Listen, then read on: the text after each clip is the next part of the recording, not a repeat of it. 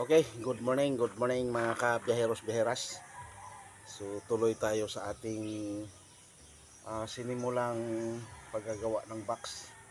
Pero yung sa church ay kahapon ko natapos ng alas 12 in punto.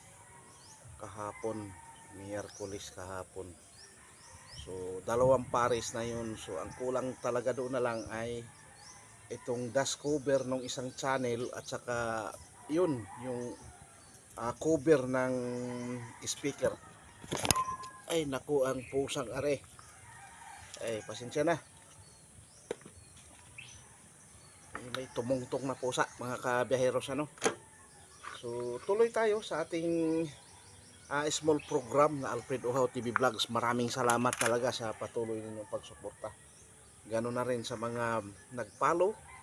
So yung mga nag-unfollow sa atin ay talagang hindi pala talaga maiwasan na mayroong ganun ano na mag-unfollow. So yan, karapatan din nila yan na mag-unfollow sila. Kaya walang makakapigil sa kanila dyan pag mag-unfollow. Okay? Okay, so sinusukatan ko yung kailangan na para sa takip at saka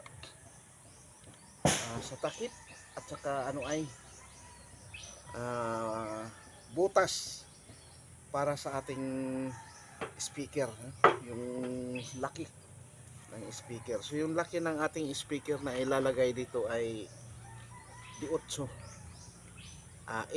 inches ang kanyang bilog, pero siyempre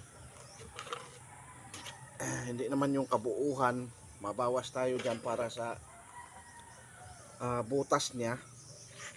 Hindi mo naman pwedeng kainin lahat ng yung 8 inches ano, may bawas talaga yun. Bawasin mo para yung 8 inches pag pinasok yung speaker sa butas ay 1.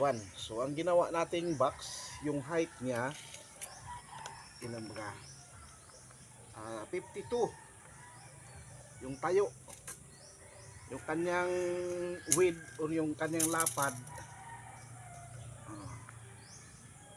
30 hindi pala 29 and a half centimeter. Okay, tapos yung kanyang kuwan, ito mga kabiyaheros no,